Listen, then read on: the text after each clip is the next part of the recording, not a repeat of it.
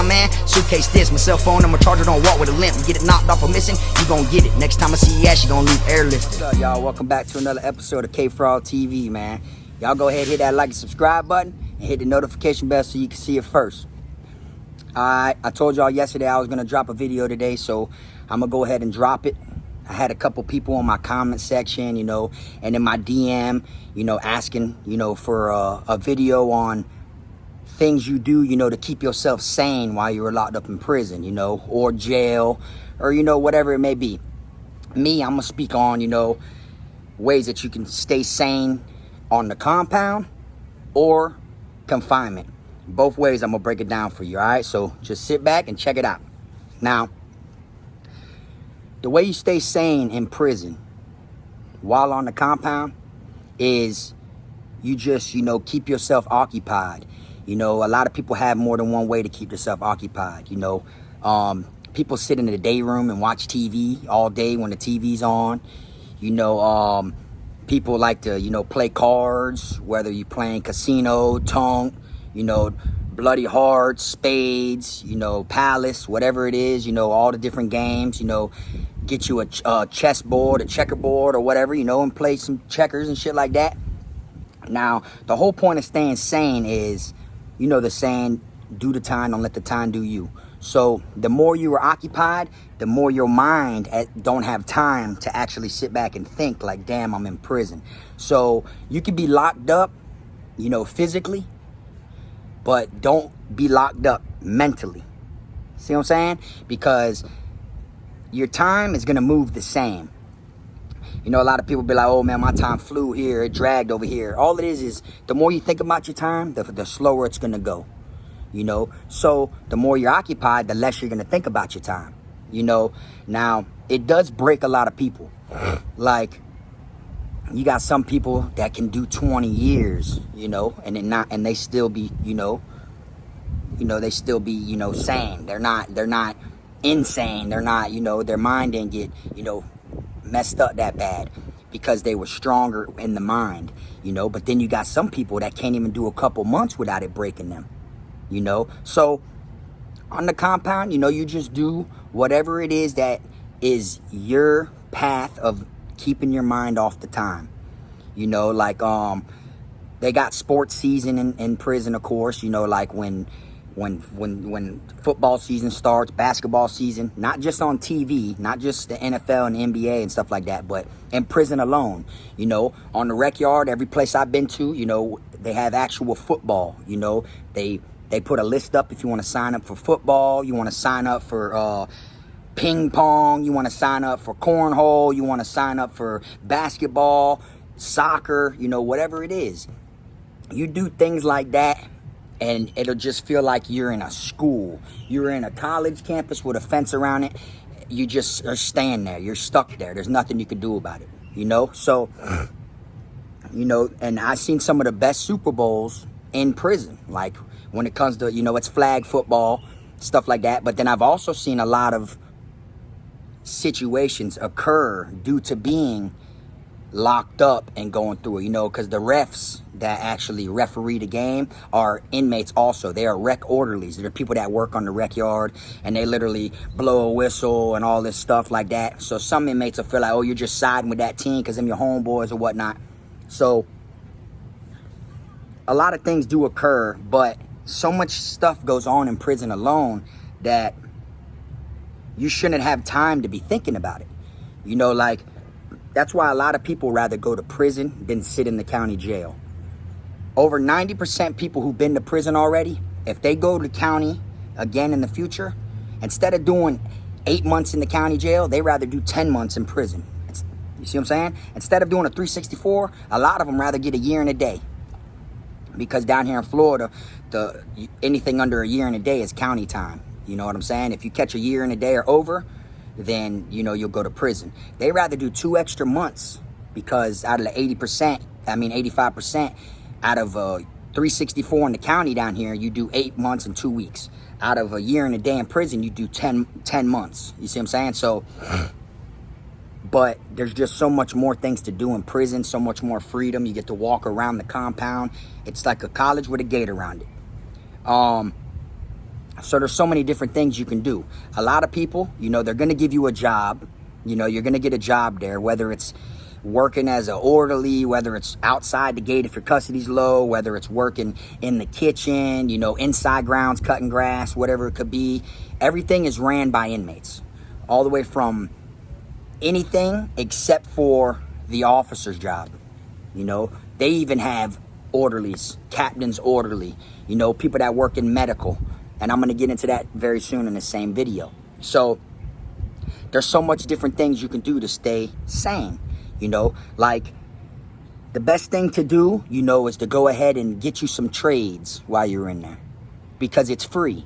The same thing that you would be doing on the streets, you know, going and getting different trades. You can get trades while you're in prison. You know, that's one thing that people do. Get as many trades as you can in there. Sign up for this class and do this, you know, just to get you some credits. You know, each one is like 12.5 credits towards whatever you would be doing, like as a college-wise. You know, it's 12.5 credits, which ain't that much, but at the same time, it's still better than nothing. So, you know, they got so many different things. Masonry, you know, carpentry, like so many different things that you can sign up for, to where you can land at certain camps that have that trade, you know, as far as like the CDLs, you know, getting your truck license and stuff like that. You'll land at a certain camp that trains for that.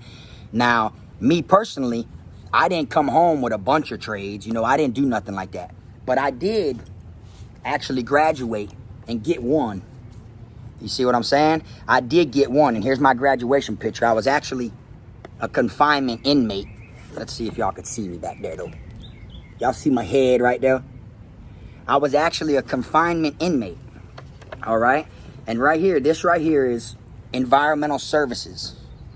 I got certified in the state of Florida, anywhere in the state of Florida, for environmental services. I got 12.5 credits right here towards it. State of certification, janitor, cleaner, all right?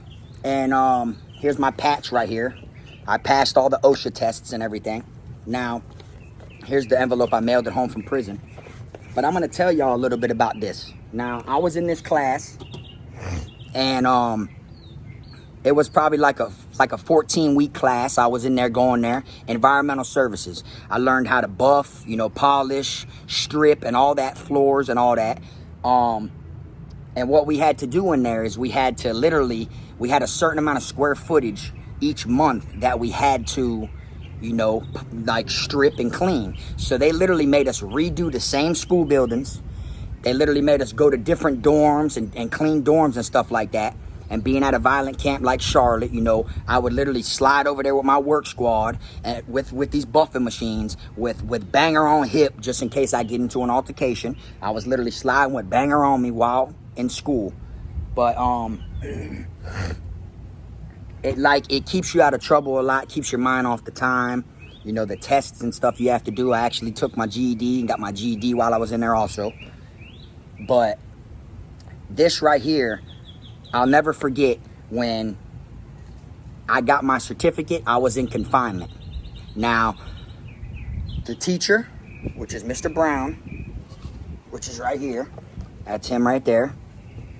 He was actually walking through the rec cages. I was on the window talking to some inmates. I was in confinement, talking to the inmates out there that was in the cages. You know, they're doing what to rec. I'm talking to them, and I see the teacher, and I'm like, "What's up, Mr. Brown? What's happening?" Da, da, da, da. He's like, "Oh, Frog, I'm coming to see you." I'm like, "What?" He's like, "I'm on my way out there right now." And he came and gave me my certificate under the door. I'll never forget, I graduated from in confinement. You see what I'm saying? Like, he came and gave me my papers in there. And, of course, I ordered my next envelope, a manila envelope, to send it home. So when he gave me that or whatever, you know, he gave me that. He's like, "Congratulations, you know, you passed. You did this." You know, along with like the 14 weeks, I also had to do a 6-week. I had to do a 6-week like training inside the medical building to learn how to pick up, you know, blood and different things, you know, so where I can work at any hospital, you know, or any nurse's place, any place where, you know, there's things like that. I had to learn, you know, to what to spray on it. I had to learn all the stuff that, you know, all the supplies. I had to learn, you know, the paperwork sheet, how to fill it out, how to pick up different things as far as throw up and blood. And, you know, I had to work with the nurse for like 6 weeks also. Pick up all these different inmates' bloods when they come in from being wet up. There's trails of blood. We had to learn what to squeeze with it, what signs to put out, what to pick it up, and, you know, the whole nine. So that alone, you know, keeps you occupied, keeps your mind out of things, because it's like you get to take these trades, you know, and I mean, it isn't as good as it would be on the streets, but at the same time, it's still something. So when he gave me my paper and I found out I graduated, like 3 days later, they actually came around and got me and another inmate that was in confinement, put us in handcuffs, and transferred us to the graduation. We actually got taken out of confinement and got to go to the graduation. Now, they had to uncuff us, you know. They had to uncuff us to take pictures. So once they uncuffed us to take pictures, you know, they didn't put our cuffs back on us. So by them not putting our cuffs back on us, we just blended in with the crowd, you know. We just blended in with the crowd of everyone else. You know, they're calling people one by one. Everyone's clapping when they're coming to get their certificate. Me and my homeboy that was in confinement, we left the visitation park and walked back on the compound. And I hit the canteen window, spent $100. First, I went to property and had to reactivate my ID, because your ID, they started deactivating them when you go to confinement, because people will steal them or send them out and have people get canteen for them and sneak it back inside, you know, confinement. So me and my homeboy snuck out. We left the graduation. I went to the compound, all the way on the other side of the compound, got my shit activated, went and stood in the canteen line, and the female officer was sitting there saying, I was going to say, what are you doing down here? But that's right, you're in A dorm now. Because A dorm was confinement. A1, 2, 3 was regular confinement. They turned A4 into administrative confinement, which means only the top tier was administrative confinement. The bottom tier was GP, general population. So the bottom tier is not allowed on the top tier, but the top tier people are locked down all day. And then what administrative confinement was, early in the morning, you got to go to work and everything, but then you come back and lock in your cell after you take a shower. So it was like, I got put in there. I was one of the first batches of people that got to try administrative confinement when they first made it at Charlotte. I was only in the box for some petty shit at that time, being on the wrong bunk during head count. Like, they came around my dorm, and my mat, I was assigned, you know, on the top bunk. My mat was on the top bunk and everything, but I didn't have a bunkie on the bottom. So when they came around for count, I was sitting on the middle slab like this, waiting for them to do count and everything. They took me to jail for being on the wrong bunk during count. And I was literally on the same bunk, but technically I was the top bunk. And I was telling them, like, I ain't got no bunkie. Like, what I'm going to sit up there for count? What's the difference? I'm right here. You could tell I'm this bunk. You know, my mat's up there. Anyways, they took me to jail for that. I ended up getting 30 days in administrative confinement. So I was able to go to work and shit like that and then come back. Now, so when I was standing in line at the canteen window, and the lady was like, I was going to say, what you doing down here? But I remember you just moved to A dorm, because she remembers me being in administrative confinement. This time, I'm in confinement for a different reason now. So she thinks that I'm down there now because I'm still in administrative, that I live in A dorm, you know? But really, I don't. I stay in the box. So I was able to hit the canteen window. I spent a whole $100. I got hot food, 6 packs of batteries when you're only allowed to buy 2. But, you know, I had that thing in my room. That's the whole reason why I wanted to leave. I needed to get batteries, because no one wants to get caught with a phone that you can't use. That's how I look at it. Like, if I'm gonna get caught, I gotta be able to use it. I don't want to be caught with a phone that ain't working, you know, or that ain't on, you know. So that was the whole reason for me to leave. Now, when I turned myself back into confinement, I turned myself in with a $100 bag of canteen. The officer came out. He went to yelling in my face, oh, you think this is your house? You think you live here? This is my house. You think this is... Starts yelling at me. And I said, what you mean, Sarge? He's like, oh, you don't just walk away, this and that. I said, man, I left the graduation. I said, man, people in this dorm... I said, people in this dorm ain't had no food and ate good in like 60 days. That's what I said. I said, man, I got my whole dorm food, when really I didn't. You see what I'm saying? I really went to get batteries, you know? So he could have been a dick and been like, Okay. And he could have went door to door and had each inmate in each cell grab an item out of my bag if he really wanted to. But he didn't. He sent me back to my cell, and I got batteries. The whole compound was like, bro, Frog just left confinement, walked around the compound, and everybody's like, boy, Frog, you out? I said, nah, bro, I'm still in confinement. They're like, what you mean? And then everyone was like, boy, that boy just left confinement, hit the property room, got his card activated, went to the canteen window, hit for a whole 100, and turned himself right back in. They should have never took me out of confinement and brought me to the graduation. But they did. You see what I'm saying?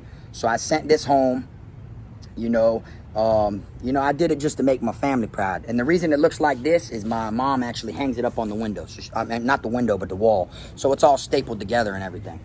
But that's one thing that you can literally do while on the compound, to keep your mind, out of what you're really going through. And I mean, you got to always keep your eyes out and pay attention to what's going on while in there. You got to peep your surroundings.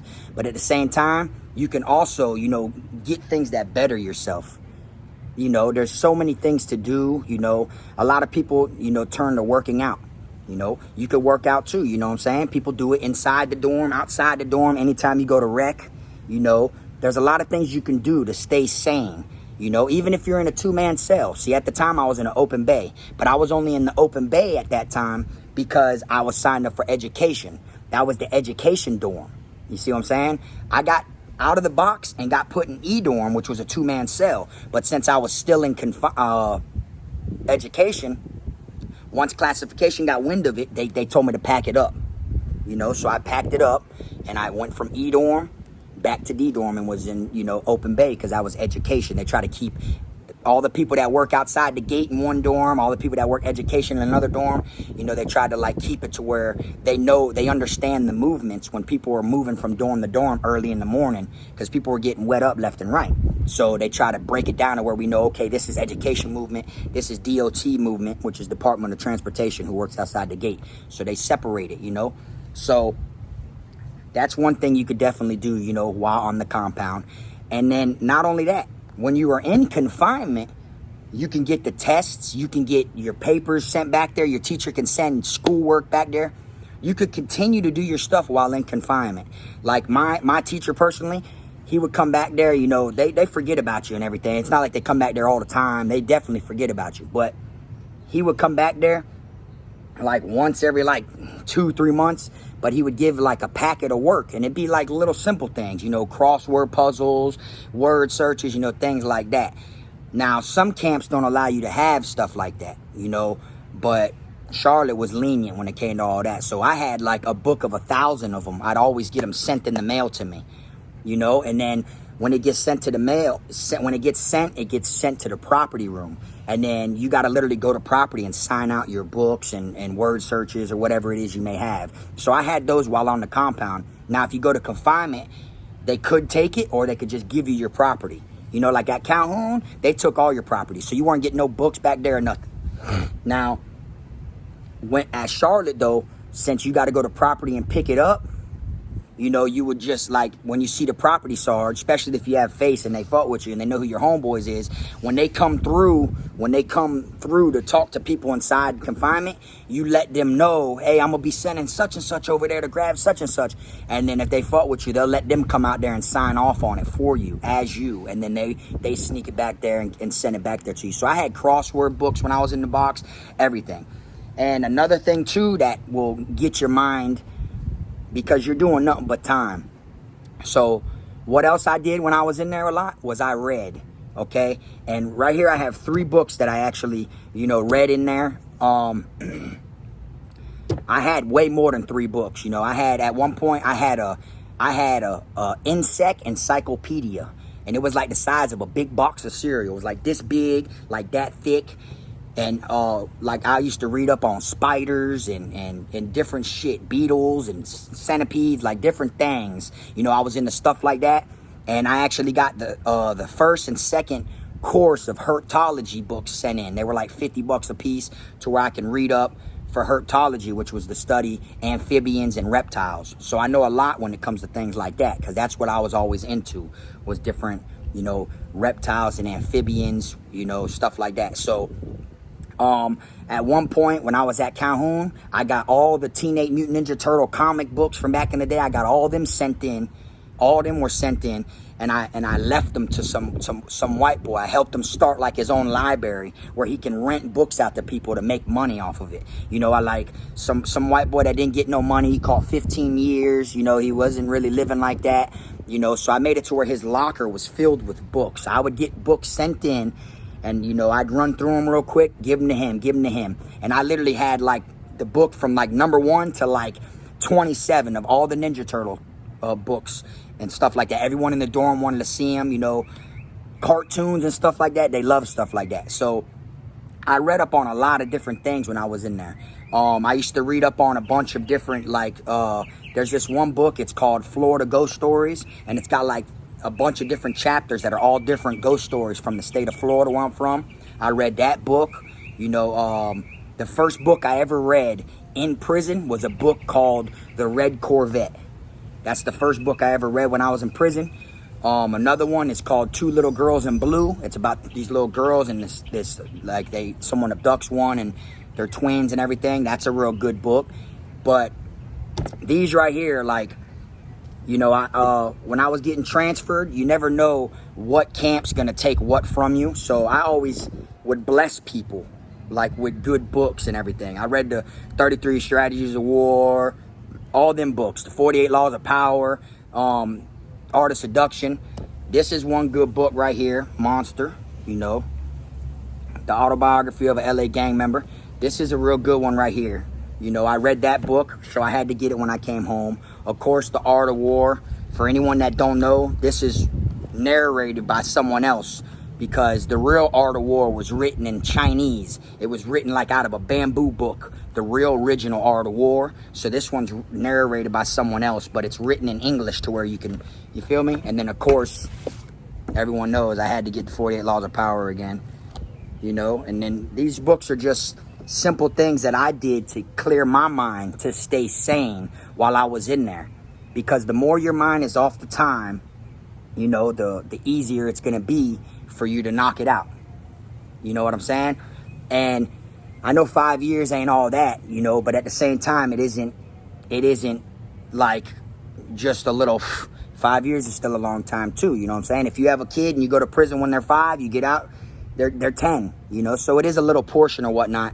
Now, books is the number one thing that will keep your mind sharp. You know, you get to go to the library, you know, and pick out different books. You know, you like when you go inside the library, you know, you could go in there and you give them your ID and they let you rent magazines like while you're sitting in there watching. Look at magazines. So your best bet to stay sane is to try to get as much knowledge as you can. You know, whether you're in confinement or, you know, whether you're on the compound. Another thing I actually did while in confinement, you know, me and my bunkie, we literally made a football field on the floor with a bar of soap. We literally drew a football field on the ground with a bar of soap, okay? And then we both grabbed our roll-on deodorants. And when we grabbed our roll-on deodorants, we grabbed our tape from our envelopes, because some of your mail, it's going to come with a little piece of tape on it because they open all your mail and reclose it when they give it to you. And we literally used that and made goal lines like this, like out of paper, and then taped that to our roll-on deodorant. So it was like a field goal post. And then, you know, with the paper, we made the little flick footballs from back in the day. And we were playing football in there one time. And them officers came around and they came up to the door, like 5 or 6 of them. And it got them so mad that we was enjoying ourselves in confinement. You know, like they want nothing they could say. What they gonna say? Oh, give us that. There ain't nothing you could say. This is paper. We ain't doing nothing wrong. You know what I'm saying? Like it just ate them up. They couldn't believe that it wasn't bothering us that we was in confinement. And, you know, we got to the point of where we did it just to piss them off after that. You know, like once we knew which officers were on shift, we draw it and everything, and just to get them mad. And, you know, you work out when you're in confinement, you know, but you only shower, you know, Mondays, Wednesdays, and Fridays. So it's best to work out when they start showers. When they go to start with the first cell, you know, and you know your cell 7, you know they're going to do 7 trips. That's when you start working out. So when you sweat and everything, because your room's going to fill up with musk and sweat so quick. And then after that, then you just, boom, you go, you shower, boom, boom, you know, and that's it. you know. Or you can even, before the shower, you can wipe your whole room down with soap. You know, the floor, you basically wipe you soap your whole floor, you clean your whole room. You know, like, there's a lot of things you do to where you don't lose your mind. Once you start dwelling on the time that you were doing, you know, like I said, whether you're on the compound or in the box, once you start thinking about the time you got, your release date and all that, you're going to lose your mind before your bid even really starts.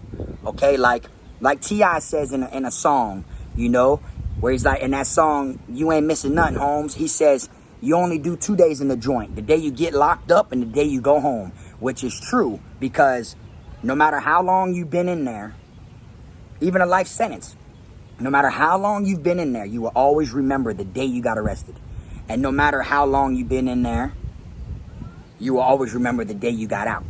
Or no matter how long you've been out, you always remember the day you got out.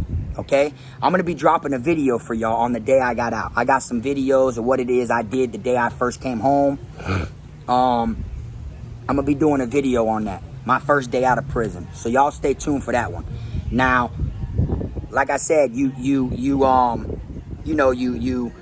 got to do whatever you can do to get your mind off of being incarcerated. So everything is a blur. Everything is such the same thing over and over again. Yeah, you can remember it, but you're not going to remember it all. You know, you can only remember so much until it comes to your mind, you know, because everything is such it's such a schedule. Before you know it, you catch 10 years, your first year and a half is going to go by slow because you're adapting to the situation.